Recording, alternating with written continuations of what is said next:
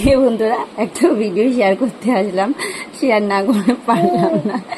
মেয়েকে দেখতে পাচ্ছেন, মেয়ে হু হু করছে, আমার মুখেও কলা, মেয়ের মুখেও কলা। ভাবছেন কি? সেরকম কিছুই না, ব্যাপারটা হচ্ছে মেয়েকে কলা খাওয়াচ্ছিলাম, তাই একটুখানি রেখে দিয়েছিলাম আমি মুখে মাখবো বলে। তো আমি মুখে মেখেছি দেখে ও ভাবছে কি যে মাম্মা মুখে কি, বুঝতে পারছে না যে কি এটা কিরকম হয়ে গেল, মুখটা কিরকম ছিল, মুখে এসব হিসাবে আসলো।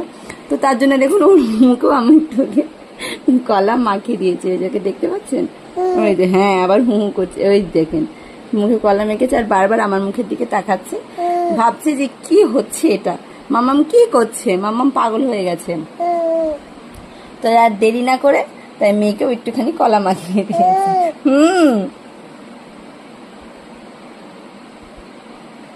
এই কাণ্ড কারখানা দুজন মিলে করি।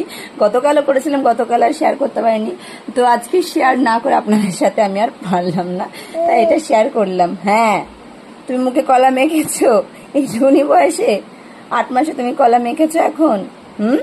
পাপান দেখতে পাচ্ছেন আপনাদের ছোট্ট কি একটু কলা মেখে আবার এগিয়ে আসছে আর বারবার আমার মুখের দিকে তাকিয়ে দেখছে। কি মা, মাম্মা, পাপান, এটা দেখেছো? কি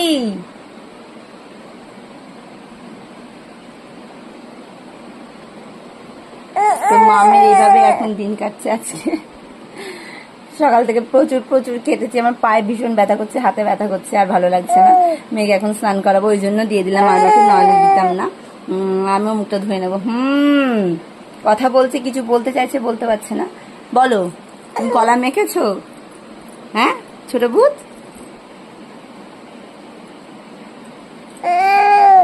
পাপান